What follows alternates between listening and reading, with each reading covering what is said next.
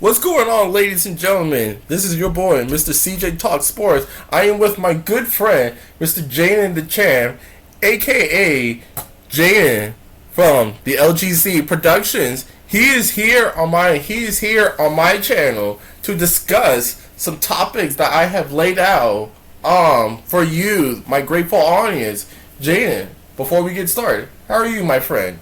Don't get heated. I'm actually good. We are going to be discussing we are going to be doing a quick recap on some of my favorite sports topics throughout the week. We are going to be getting started with Giants OTAs. I am here with fellow Giants fan, going to be giving him Jayden over or under 4.5 of our rookies is going to be starting for the New York Giants. We know the obvious two in Evan Neal and Kayvon Thibodeau. But what do you think is the likelihood that some of our later draft picks wind up as potential starters? I'm gonna go with slightly under, in my opinion. I'm gonna go with under for now. Okay. And now, do you have anyone outside of Thibodeau and Neal? Because we all know those are the obvious two that are potential starters for this ball club. Thing is, with Wan'Dale Robinson, I personally see him coming off the bench. You know, like what they did with Kadarius Toney, it's gonna be one of those type of things. I am going to. I'll agree with you with Wan'Dale Robinson. No. I'm gonna say go with under because you know Coder Flott, he's not starting. Mm-hmm. Darian Beavers, he's not gonna be starting. Another one from Chris Henson from Michigan, who we got from undrafted D-line from Michigan. He's not going to be starting. I do. Yeah, I'm going to save that for when I go up. But go ahead. Who else do you think who's going to be starting though? Well, I think you're missing a couple of sneaking. Maybe Micah McFadden. He could potentially start. I could possibly see him starting. But they probably won't play him till like to the middle of the season. It depends on Blake Martinez. That's where it all depends. Now see, before I answer, I want to ask you another question, just in line with the overall structure of the team. See, I will agree with you that I don't think, again, other than Neal and Thibodeau, I do agree with you that I don't think we're going to see any more than 3, maybe 4 starters in our base lineup in terms of our offense and defensive units. But because I see the Giants playing 80% of their traditional offense and defensive sets in more multiple packages and maybe more nickel and dime type of sets, I'm actually going to play over. I actually think there is a good chance that 5 of our rookies wind up getting bare minimum 80% of the snaps. Now, obviously, as I mentioned, Thibodeau and Evan Neal are going to be our 2 bona fide starters. Opposite of Andrew Thomas is going to be Evan Neal, and opposite of Azeez Ojulari is definitely going to be Kayvon. The one guy that I think you're sort of sleeping on, he's actually starting to grow on me and has pretty much turned himself into a fan favorite. I think Daniel Bellinger has an excellent shot at starting. I think he's easily the best blocking tight end that we have on our roster, and probably the best one that we've had in years. And I'm telling you this kid's got some unbelievable upside as a pass catcher. The minute I started putting on his tape and really started delving into his film, this kid, he's a little. My first comp to him was Caden Smith, so former Giant, as well. I have a better comp in mind as far as Daniel Bellinger go. He has a lot of Mark Andrews in him. Very rough. Remember Mark Andrews when he was coming out? very raw athlete, not the most polished in terms of his route running ability, but man, once he kind of broke out at the training camp, this kid was easily going to be tight end number one and maybe one of the best tight ends in the game.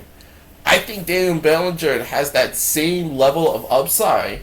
If he flashes a good amount throughout training camp as well as once we get to preseason, I could see him being a match made in heaven for this type of offense.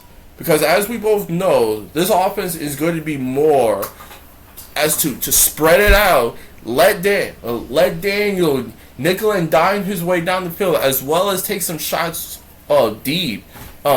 We all know that this is a big year for not only Daniel but for Saquon, and obviously that's an advantage for him considering he's a great blocking tight end.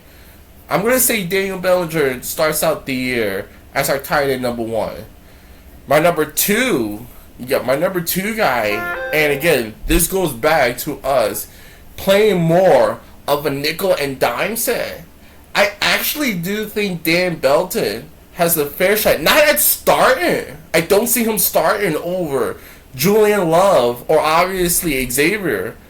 But we all know Wink likes to get creative. We know he loves his 6 defensive backs as his base level defense or as his majority level defense. I think it's highly plausible that he is going to dominate as that third safety. Maybe you see him more as a dime linebacker type. Maybe you see Julian Love more as a Swiss Army knife, a guy that could play all around the field. And I think because Xavier's true natural position is that center fielder type of look, Belton makes perfect sense as a coverage type of safety that could dominate within the running game, as well as a guy that Wink could get creative on defense. And plus, like I said, Wink he loves that aggressive style of defensive back, a guy that could do a multitude of different things. Julian Love is really only capable of doing one thing, and that's he's a solid coverage guy, and he's decent as a center fielder. Belton has way more upside, has way more versatility, and he's the type of guy that Wink is gonna love if he could put him in the right situation. Another guy, and you mentioned Micah McFadden. As of right now, I have him in as my pencil in number 2 inside linebacker. And as a matter of fact, I think over the long haul, he might end up being, if he has a great rookie year, he could very well be the long-term replacement for Blake Martinez. Because, listen, as much as I love Blake, we restructured his deal 3 times. He's coming off of an ACL injury. I believe there is a reason why the Giants went ahead and took 2 inside linebackers late in the draft. They're looking at one of these kids to potentially take over Blake Martinez. And listen, I love Tate Crowder, but he is the antithesis of an overachiever. McFadden has all the tools, all the measurements, all the instincts to be a dominant inside linebacker, and a guy who really caught my eye, not just in the Senior Bowl, but later in the draft. He's a guy that I had pegged the Giants to target somewhere in the 5th and 6th round, and that's DJ Davidson. DJ Davidson, we were just talking about the Bengals defense and them acquiring BJ Hill. He's got, in terms of just no-stuffing ability, with not much pass rush fit, I think Davidson actually has a fair shot, not a great shot, but a fair shot at winning that interior nose tackle position. I think we all know Leo and Dexter Lawrence are going to be our 2 inside guys. Who's going to be the guy plugging up the middle? And I think DJ Davison actually has a fair shot at winning that job. So, I'm actually going to be the optimistic one and say 5 of our rookies are going to be starting. I think Thibodeau and Neal are automatic locks. I think Daniel is going to win. Is going to win the tight end. Is going to win the tight end spot. And because I feel as though Wing is going to allow a lot of our defensive Swiss Army knives to get about 80% of the snaps. I actually think DJ and Dave Belton are gonna have great shots at potentially starting for the crust of the defense. Jayden, any thoughts on that premonition? Or are you going to just stick with the usual? What did you have? 2 or how many of our rookies did you have? Us starting. What was it, 3 or 4? I'm gonna go with 4. Which is Kayvon, Neal. Those are the 2 obvious ones. Micah McFadden, I could possibly see him starting. Another one who I think, I'm gonna say the tight end Sam Bellinger. Was it Daniel? Daniel Bellinger. Yeah, Daniel Bellinger. Yeah, those are my 4 people. Okay. All right. Those are my 4 starters. Okay.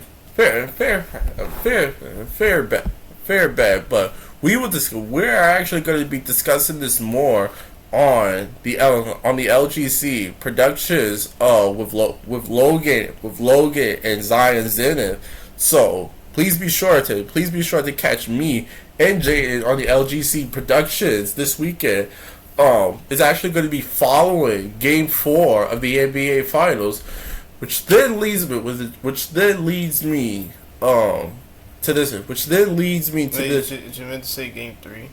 No, Game 4, because Game 3 is tomorrow, and Game 4 will be that Friday. Yeah. This will be the one time I think the one time in this series where we only get a day's worth of rest rather than 3 days. Every game is 3 days apart. Yes. So again, Game 3 will be tomorrow. I'm going to be doing a recap of that game, probably that Thursday night, and then Friday following Game 4, me, Jayden, Logan, and Zion, we're going to be discussing Game 4 over on Logan's channel. So please be sure to subscribe so please be sure to like to both Logan's and Jayden's channel, which then brings me back to this question now. Obviously, as the big sports fan that I am, I get most of my knowledge and topics from other sports media questions, and this has been an ongoing topic since the NBA Finals. In case you guys don't know, there have been 2 players of my lifetime that have been easily 2 of my all-time grades as well as favorites. One is the late great Kobe Bryant on Jayden's t-shirt. He is without a doubt my all-time favorite player in NBA history. Don't get mad at me, Kobe fans, even though he's not the GOAT. Another guy, and it's very close between these 2, because he was the first superstar that I got to see rise into superstardom. Kobe was already a superstar when I started watching the NBA, and that is Steph Curry. Steph Curry, he's the one superstar, or he's the one NBA player that I got to see actually rise to being a superstar, starting off as just a high-end level all-star to being a guy that... Oh, we just signed 2 wide receivers. So then, like I said, Steph was the first all-star that I got to see rise into being a superstar, revolutionize the way the game has been played. for better or for worse, as most pundits would suggest. So, even though we had kind of discussed this a little bit over on Jayden and Logan's channel a couple of weeks ago, might have been actually a month ago. I wanted to have a full blown discussion with my boy Jayden. Jayden, what will the finals MVP do for Steph Curry's legacy? This would mean a lot, considering this might be his. Well, if he wins, this is gonna be his first Finals MVP like ever. Cause in 2015, Andre Iguodala got it. 2017 and 2018, Kevin Durant took it 2 of those. Yes. In 2019, Kawhi Leonard stole that from Stephen Curry. Yeah. We're going to completely disagree on this because I think a Finals MVP means nothing for him. Steph Curry's legacy has already been defined. Yeah, but a Finals MVP will go to his resume. That would. Well, yeah, I mean, it's kind of like when you're doing a job interview, and so again, how does a Finals MVP retextualize Steph's legacy? He's already proven himself to be, at least in my opinion, an all-time great player. We're going to be discussing Steph's legacy even more so, again, on LGC's Productions this weekend, where we'll dive into his complete overall legacy. But Steph has already proven to me he's the lead catalyst of a dynasty. In my opinion, he's the greatest small guard in NBA history. He was the vocal point of a dynasty. He revolutionized the way the NBA has been played. How does a Finals MVP change that? We all know he should have won Finals MVP in 2015 over Iguodala. Iguodala had no business winning Finals MVP that year. Granted, he played terrific. The two that Kevin Durant won, again, you could have easily had given those to Kevin Durant. The second one, I think you could argue that Steph should have won it.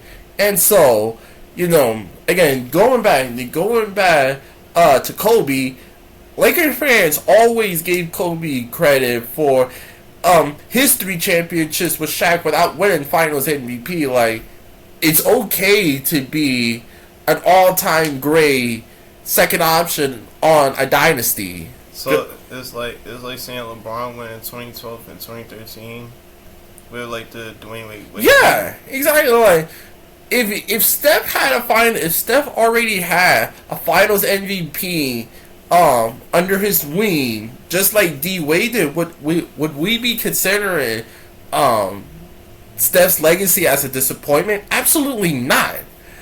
But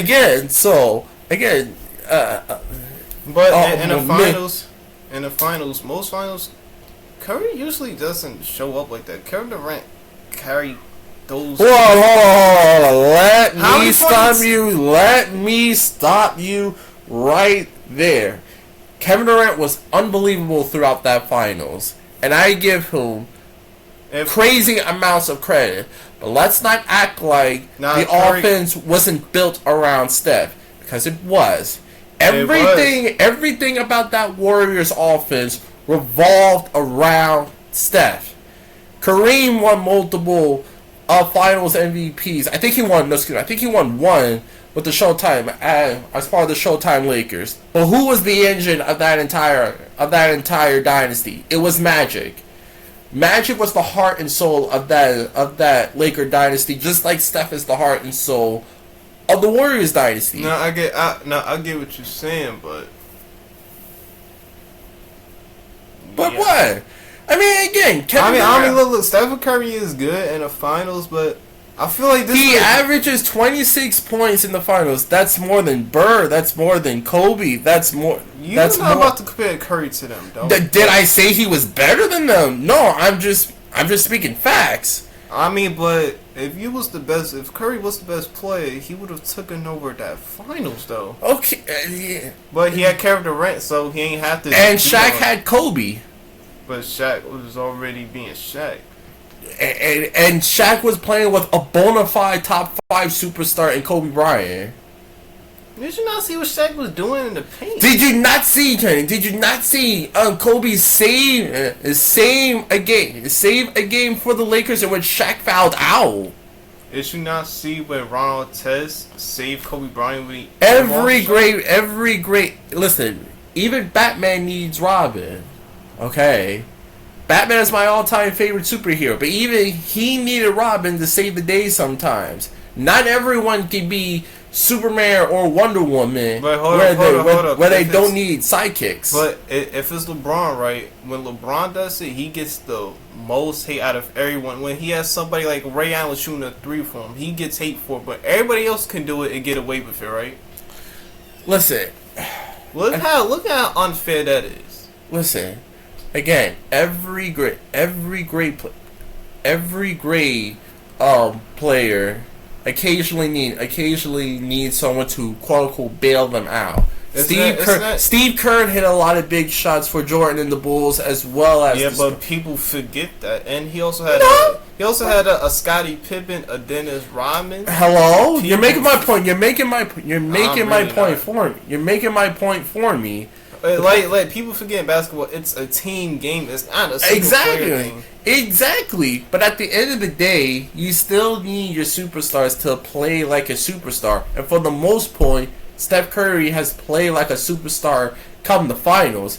Yeah, he may shoot inefficient. Yeah, he may have a bad game here and there. But so did Magic. Magic got swept in the finals with Kareem. That actually happened. Kobe has been annihilated in the finals, both with and without Shaq. And Michael Jordan lost 9 times in the Bulls without Scottie Pippen in the first round. Because he was going up against a dynasty. No. He was going up against an iconic Celtics run.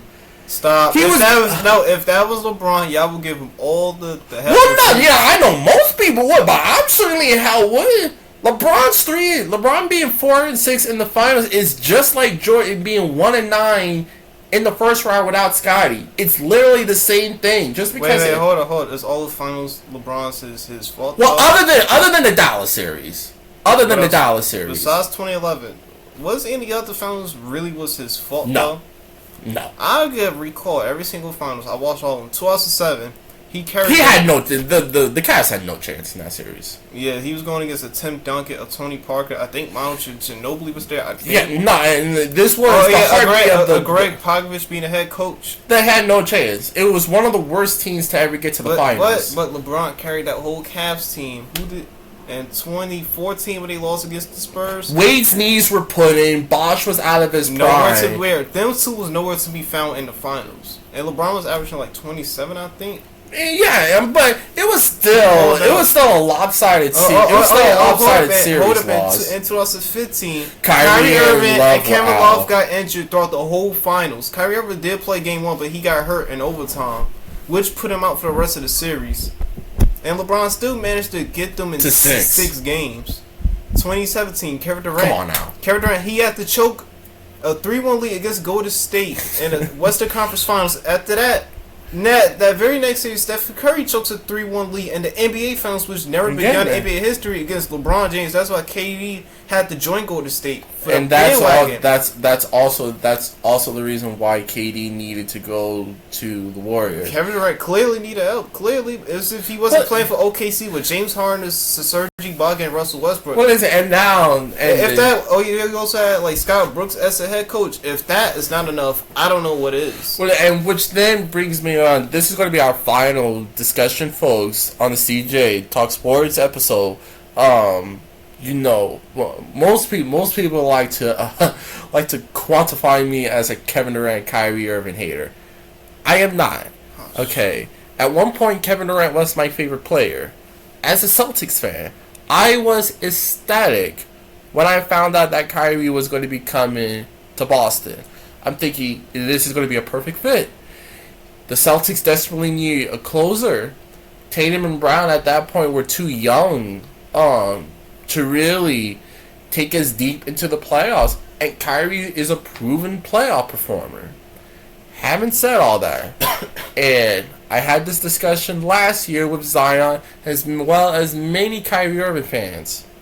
What has Kyrie done consistently as a number one option? The answer is nothing.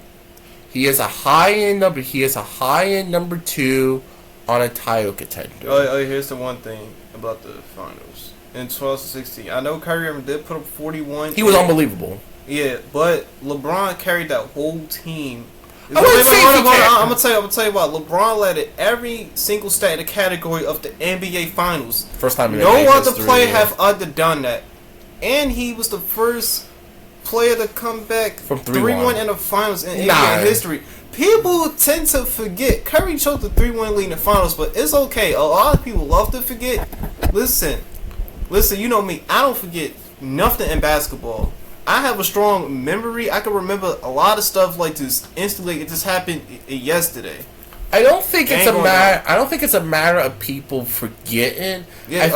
Yes, they do. When it comes to arguments, they do not want to bring certain things up. Oh no, I will agree that when you're having a debate, that you don't want to bring some of the ugly stuff. But I don't think it's because people want to forget about it. I think it's because, again, other than Jordan, every all-time great player has had a legendary gaffe in the playoffs.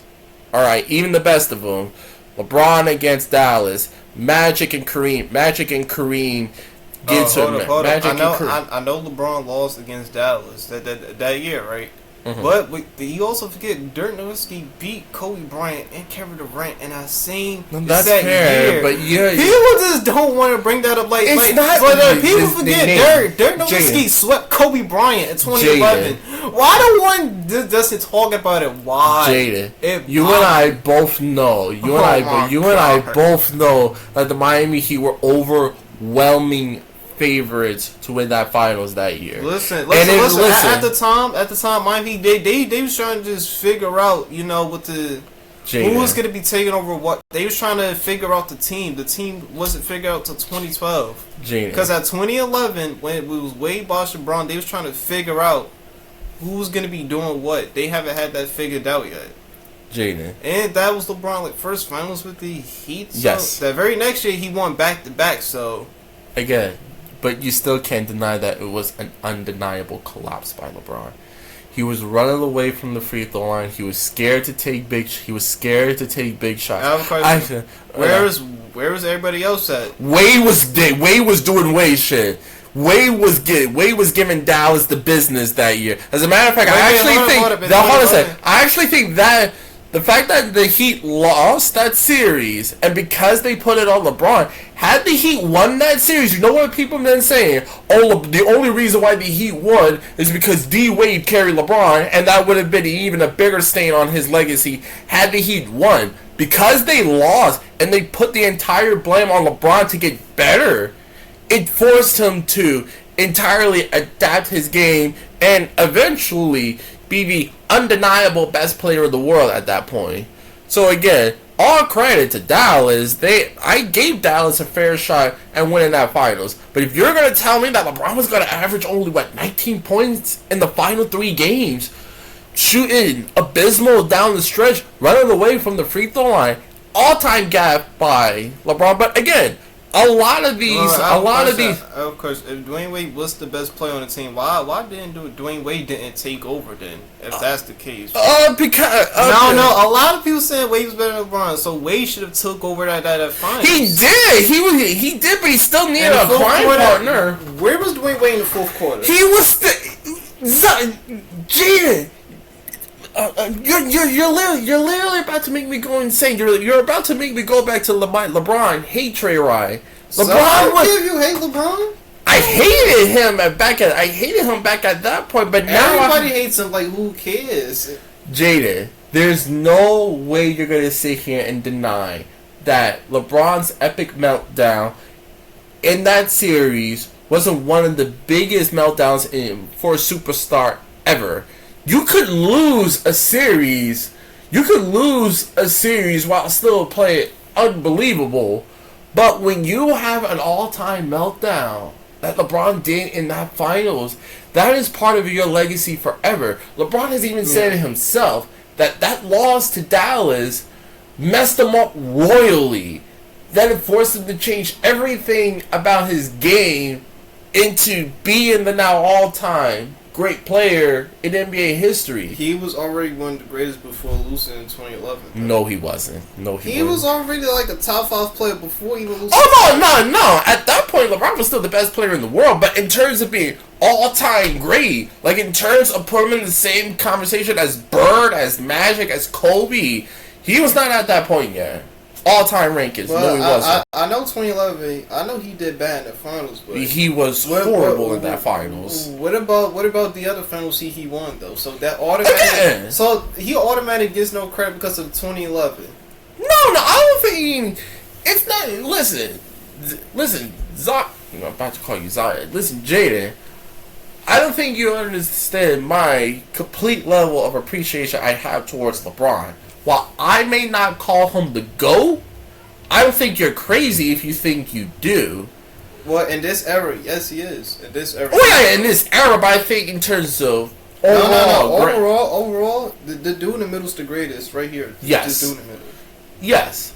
But again, I don't think, even though I have Jordan as the GOAT, I don't think you would be crazy if you think LeBron's the GOAT. Well, how about this? I'm not gonna say Michael Jordan's the greatest all time like ever. He was the greatest all time in his era. That's how I'm gonna just end it. He was the GOAT in that era. LeBron's the GOAT in this era. That's like, fair. Isn't that hard to say that? It's not that hard.